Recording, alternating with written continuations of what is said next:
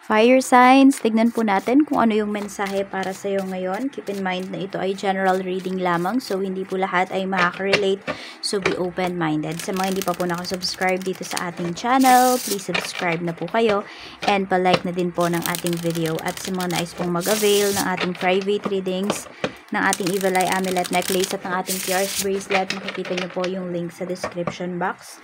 Tarot Intentions by Aliana Reyes. Okay, tignan po natin. Mensahe Spirit Guide. Meron tayo ditong King of Pentacles. We have 7 of Wands. And meron tayo ditong King of Wands. Maka may ano dito, 2 male figures, no? Or masculine energy na pinapakita. Tignan natin.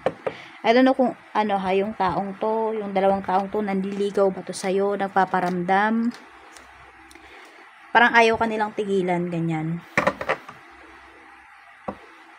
Meron ba sa lugar nyo or dyan sa ano nyo ngayon, ano, mga pusa, alam mo diba, maingay sa gabi, kasi naglalampungan. Ewan ko ba, yun yung nakita ko dito. Fire signs, tignan natin. Ano ba yung mga mensahe na yan? Kuha tayo dito. Tignan natin kung ano ba yung mga mensahe na pinapakita para sa atin. Let's see. Ayan. Ano tong King of Pentacles Spirit Guide? Tingnan natin. Ano tong King of Pentacles? Divine Masculine. Diba sabi ko sa inyo, very masculine yung energy nitong taong to. Ayan, Divine Masculine. Merong magpapasikat sa'yo dito eh. Parang ayaw nilang magpatalo sa isa't isa. Parang sabihin natin, kung ito po ay panliligaw, ayan, nagpapasiklaban yung dalawang taong to. Nagpapakitaan sila or nagsasabihan sila kung ano ba yung mga kaya nila. Kung ito naman po ay pagdating sa makikipag-transact, ayan, meron dito talagang lalaban eh. Ilalaban niya yung transaction with you para mag-pursue siya. As in, di ka nito titigilan. Makulit ang taong ito. Fire signs, we have married. Parang ang lumalabas dito. Yung iba po sa inyo, ano, meron na kayong asawa, committed na po kayo, yet marami pang nagkakagusto sa inyo. Actually, alam mo, fire signs, hindi lang ano ha, hindi lang same sex yung nagkakagusto sa'yo, even opposite sex mo. Ganyan po. Kaya mag-ingat kayo dito ha, kasi pwedeng may mga tukso sa paligid, at wag naman po sana kayong magpatukso. Ayan yung pinapakita rito, tignan natin. Okay, pagdating naman sa yung career, we have 4 of Pentacles. Sa career din, hindi ka rin nagpapatalo, fire signs. Ayan, meron kang mga ayaw bitawan dito. Parang ganito, meron nang ino-offer sa'yo na magandang opportunity or position, pero ayaw mong bitawan yung current position mo. Pwede kasi meron po dito na okay na kayo na dyan sa ano ninyo, sa current career ninyo, sa current position ninyo, ayaw nyo nang dagdagan pa yung stress na nararamdaman ninyo dyan sa trabaho. Kaya po ayan, parang tumatanggi na kayo dyan. Ayaw nyo ibigay sa iba yung inyong position. 5 of Pentacles, ayan po oh. 10 of Pentacles, hindi naman po kayo matatanggal sa work. Meron kasi dito nag-iisip. Parang nag-overthink kayo kung kayo ba ay matatanggal sa trabaho. Hindi naman po. Ayun lang talaga. Pakiusapan mo kung ayaw mo na talaga ng mabigyan pa ng ano, promotion, yung iba po sa inyo. Kasi pwedeng dyan sa trabaho nyo, may promotion nga, pero napakaliit lang ng increase. Pero napakadaming trabaho. Kaya ayaw na ng iba sa inyo. Kaya mas pinipili nyo pa na okay lang kahit hindi kayo ma-promote, basta okay na kayo dyan sa work. Okay na kayo sa position ninyo. Kesa naman na-promote nga kayo, napakaliit ng increase, super pagod.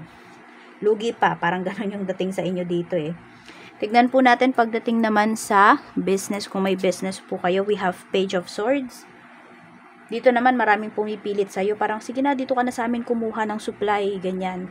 Pero mag-research ka daw muna dyan, We have the tower. Kasi mamaya yung makuhanan mo, yun pa yung pinakapalpak na kausap. Yun pa yung mamumroblema kayo, yung sasakit po yung ulo ninyo. Tignan naman natin pagdating sa kaperahan. The Fool. We have Knight of Pentacles. So, ang dami daw pong opportunity para sa inyo. Para kayo ay kumita. Meron dito parang tatamad-tamad. Naghihintay lang ng grasya. Pwedeng hindi kayo yan. Fire signs, pwedeng yan po ay pwedeng asawa mo. Pwedeng kapatid mo. Pwede rin na anak mo na nakatapos na ng pag-aaral pero tambay pa rin sa bahay. Yan o. Dami daw opportunity para kumita ng pera. Madaming paraan para kumita ng pera. Pero meron po dito hindi kumikilos. I don't know kung natatakot ba kayo. Ace of Wands. Ayan po, kilos lang daw talaga. I-grab yung opportunity. Nasa inyong mga kamay na po ito kung paano ba lalago yung inyong kaperahan. Kahit sabihin natin dito, may marireceive kang money. Pero kung padalos-dalos ka naman sa paggastos or kung saan-saan mo naman ginagastos yung pera mo, wala din. Baka masisi nyo pa yung nagsabi na may matatanggap kang pera. Yung tipong ganon. Kaya ayan, kilos-kilos daw po. At meron ditong paglayo din na sinasabi po sa inyo. Kaya yung iba dito, fire signs, lumayo po kayo sa lugar kung saan kayo pinanganak. Kasi pwedeng wala dyan yung, sabihin natin, yung swerte mo. Wala dyan yung kapalaran mo, yung maganda mong kapalaran. Check natin pagdating naman sa pag-ibig. We have Queen of Swords. Meron tayo ditong The Magician. Ayan po, pagdating ito sa pag-ibig. Meron kayong namamanifest. Kakaisip sa taong to na mamanifest nyo po. I don't know kung ito ay nasa trabaho ninyo May nagbigay ba ng motibo sa inyo dito? Kasi parang hindi mawala sa isipan nyo yung tao na yun May nagbigay ng motive dito sa inyo. Tapos, yun, hindi na siya mawala sa isipan nyo. I don't know kung minamanifest kayo ng taong yun or siya yung minamanifest ninyo. We have the Moon. Nako-confuse tuloy yung iba sa inyo. Ganito na lang po. Kung kayo po ay may karelasyon na, wag nyo pong bigyan ng meaning kung ano yung pinakita sa inyo ng tao na yon. Kung ano yung pinaramdam sa inyo ng taong yon. Kasi pag papansinin mo yan, matutukso ka talaga. Fire signs. Ayan, parang lagi nang sumasagi sa isipan nyo yung taong yan. Or the other way around, baka naman meron dito naging sobrang bait ninyo sa isang katrabaho, hindi kayo makalimutan ng tao na yon. Kaya tuloy ang nangyayari sa panaginip, ayan, nakikita mo siya. Kahit hindi mo naman siya iniisip. Kasi baka siya yung nag-iisip sa'yo. We have the High Priestess. Ayun nga, may nagmamanifest sa'yo dito. Or kung kayo naman po yung may pinamanifest or may minamanifest kayo dito, yun po, umuubra yung manifestation ninyo. Hindi kayo nakakalimutan ng tao yun. Some of you, pwedeng hindi po ito about sa love life kung hindi po yung taong may utang sa inyo. Fire signs. Tignan po natin ano yung pwedeng maganap sa araw na ito para sa inyo. We have Strength. Meron tayo ditong Queen of Cups. Meron dito papaamuhin po kayo We have the Lovers. Ayun. May maglalambing pala. Ayan po ang pinapakita rito. May maglalambing po sa inyo. Merong hihingi ng sorry. Parang aamuin po kayo. Ayun yung pinapakitang energy. Yung taong to, hindi to makatiis na, na meron kayong alitan, na hindi kayo nag-uusap. Hindi siya makakatulog. Hanggat hindi kayo okay. Pwedeng ito ay parents mo, kapatid mo, kaibigan mo, or karelasyon mo po. So, ayan lang po ang mensahe para sa'yo. Fire signs, maraming salamat and more blessings to come.